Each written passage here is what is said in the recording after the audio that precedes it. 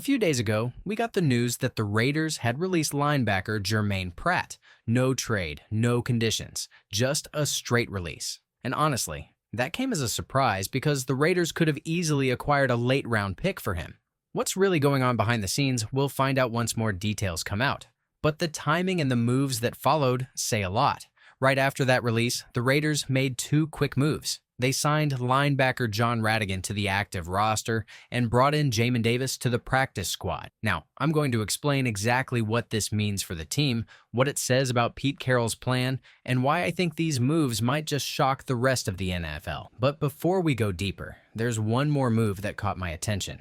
And surprisingly, no one seems to be talking about it. Let's get into it first. What's up, Raiders Nation? Welcome to the NFL Playbook Raider. If you're new here, don't forget to hit that subscribe button. This channel is all about breaking down everything you need to know about the Raiders. Okay, to make space on the practice squad, the Raiders released quarterback Jeff Driscoll. That tells me a lot about how this team is thinking right now. See, at the moment, everyone's been talking about benching Geno Smith. But when you look at the depth chart, there are only two quarterbacks listed: Geno Smith and Kenny Pickett. Jeff Driscoll, of course, isn't a quarterback you build your offense around. In 9 years, he started just 12 games, but releasing him shows that the Raiders don't have any real plan to bench Geno Smith anytime soon. They're going to give him more chances because there's simply no one else right now who can carry this team through a rough stretch. Kenny Pickett hasn't proven much either, and Aiden O'Connell's return isn't confirmed yet. So, for now, Geno is the only option, and that's why this series of moves tells me that the Raiders are sticking with Geno and trying to stabilize things around him. And then there are rumors in the market that the Raiders should consider a quarterback trade. Personally, I think if Geno gets benched or injured, they might explore trade options.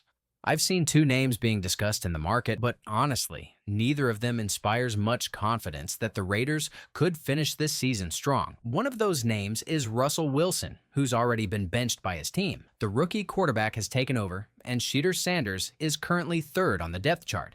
If Wilson's own team isn't relying on him, the Raiders shouldn't think too hard about it either. Also, let's not forget Shedeur Sanders was drafted in the 5th round for a reason, and if the Raiders passed on him despite having chances, it means they don't see much potential in him either. Okay, now, let's get to the main part. The singing that's got everyone talking. The Raiders went out and signed an absolute monster at the linebacker position, Jamin Davis. Davis, a former first-round pick out of Kentucky in 2021, is still just 26 years old. Yes, he didn't become what the Commanders hoped for, but that doesn't mean he hasn't shown flashes of real potential. Standing at 6'3" and weighing 240 pounds, running a 4.4 40-yard dash, this guy is an athlete. Think of him as a Jeremy Chin-type player, but built more like a true linebacker instead of a safety. The Raiders need this kind of athleticism in their defensive scheme. Davis is raw, yes, but he's fast, explosive, and fits perfectly into a Pete Carroll cover 3 defense. In that system, linebackers get to read, react, and fly to the football without being bogged down by complicated assignments. This signing could actually allow Davis to thrive for the first time in his career. Remember, Davis spent his first 3 seasons in Washington under a completely different coaching staff. Then Dan Quinn came in and shifted the defensive system, wanting safeties to play linebacker. Davis didn't fit that mold, so he was cut about 5 weeks into the 2024 season.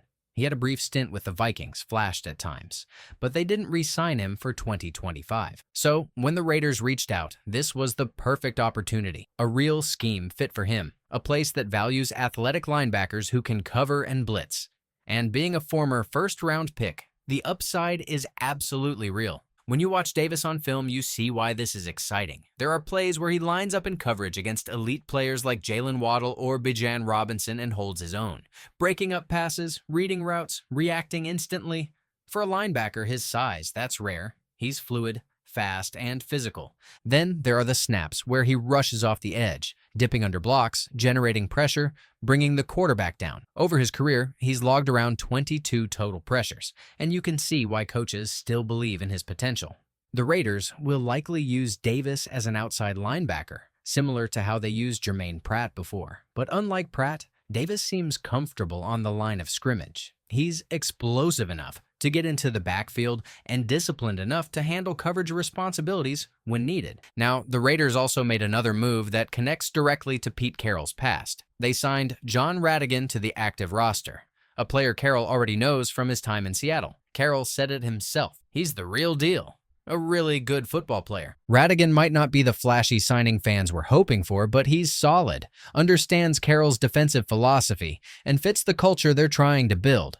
Bringing in 2 linebackers in 1 week sends a clear message. The Raiders are reshaping their defense around players who can thrive in this system. As for Germaine Pratt, he was picked up by the Colts just 2 days after being released. According to Raiders insider Obi, Pratt's release had less to do with his performance and more to do with his attitude and friction with coaches. Sources say he was constantly talking back to coaches and teammates, creating tension in the locker room. Now, to be fair, bad attitude can be subjective. Some call it passion. Others call it ego. But what's clear is that Pratt wasn't happy playing out of position. He's always been a stacked linebacker, but the Raiders asked him to play on the line of scrimmage, a completely different role. It's possible he told Pete Carroll he didn't want to play that way, and the team simply decided to move on. Still, this move cleared space for players like Davis and Rhattigan, guys who want to be here, who fit the scheme, and who can help shape this defense moving forward. Now, shifting back to the offensive side of the ball, the real question everyone keeps asking: what's going on with Geno Smith? The Raiders have stuck with him through tough weeks. And as I said earlier, cutting Jeff Driscoll confirms they're not planning any major quarterback change. Geno has struggled, no question. But not all of it's on him. 6 of his 9 interceptions this season were reportedly tipped at the line of scrimmage. That's bad luck, not necessarily bad decision-making. And he hasn't had his best weapons available either. Brock Bowers has been dealing with injuries since week 1. The only week he was fully healthy, he went for over 100 yards. Michael Mayer just cleared concussion protocol, which is a huge boost. And when both of them are on the field, Geno has legitimate targets who can win contested balls, something his current receivers haven't been doing. Players like Dante Thornton, Jacoby Myers, and Trey Tucker haven't consistently made those 50-50 catches. When Geno was in Seattle, he had guys like Tyler Lockett and DK Metcalf, players who made those throws look easy. In Vegas, he hasn't had that luxury. So as the offense gets healthier and the defense adds athleticism, the Raiders might finally find some balance. Pete Carroll isn't going anywhere. He's here for at least the next couple of seasons, and these moves, Davis, Rhattigan, the locker room reset, show that he's quietly building the foundation of his version of the Raiders.